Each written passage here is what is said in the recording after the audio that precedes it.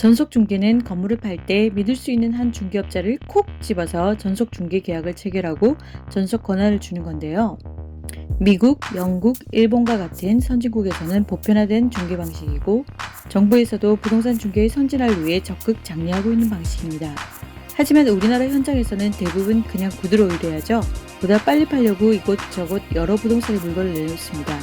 오랜 세월 그렇게 해왔기 때문에 이게 최선이라고 생각하는 방식, 이것이 문제입니다. 그럼 무엇이 문제인지 한번 살펴볼까요? 많은 분들이 건물을 빨리 팔려면 여러 부동산에 내놔야 된다고 생각합니다. 과연 그럴까요? 전속 계약이 아닐 경우 중개인은 절대 매물의 정보를 오픈하지 않습니다. 믿을 수 있는 극소수의 아는 중개인하고만 정보를 공유합니다. 광고를 해도 불명확한 정보만 제공합니다. 혹시 떡방이라고 들어보셨어요?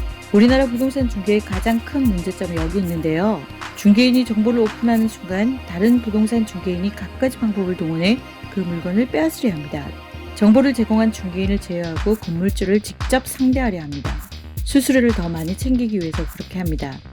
전속 중개 계약을 체결한 중개인은 다른 중개인에게 계약을 빼앗길 우려가 없기 때문에 자기가 가진 모든 네트워크를 동원해서 적극적으로 홍보를 할 수 있습니다. 그 건물의 장점을 투명하게 오픈할 수 있습니다. 온라인이나 신문, 인적 네트워크 등 다양한 방법을 통해서 광범위하고 정확한 홍보가 가능해집니다.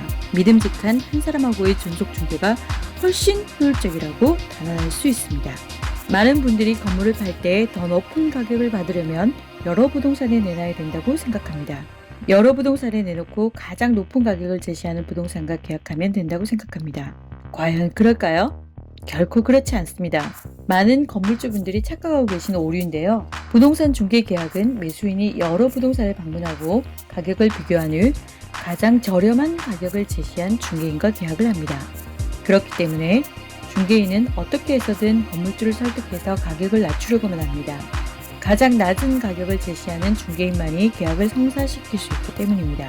전속 중개 계약을 체결한 중개인은 모든 매수자에게 동일한 가격을 제시할 수 있습니다. 매수인의 무리한 가격 인하 요구도 잘 통제할 수 있습니다. 믿음직한 한 사람하고의 전속 중개는 시장의 일관성 있는 가격으로 신뢰도를 높여 매수인에게 높은 가격을 받을 수 있습니다. 부동산 거래 시에 빈번하게 크고 작은 분쟁들이 발생합니다. 이로 인해 건물주도 중개인도 골치 아픈 일에 휘말리는 경우가 무척 많습니다. 왜 그럴까요? 전속 중개가 아닐 경우 계약서 없이 구두로만 의뢰하는 것이 가능입니다. 매도인이 전달한 건물에 대한 정보나 중개인이 약속한 이행사항에 대한 정보가 기록으로 남아있지 않기 때문에 늘 크고 작은 분쟁에 휩싸이게 되는 것입니다. 전속 중개 계약을 하게 되면 서면으로 중개 계약서를 작성합니다. 중개인과 의뢰인의 권리, 의무관계가 전속 중개 계약서를 통하여 명확하게 나타나기 때문에 분쟁의 소지를 미리 예방할 수 있게 되고 중개인은 보다 책임감 있게 임할 수 있게 됩니다. 믿음직한 한 사람하고의 전속 중개가 분쟁을 사전에 방지하는 예방주사가 될 수 있습니다. 지금까지 전속 중개에 대해서 설명드렸습니다. 오늘도 행복한 하루 되세요. 바이바이.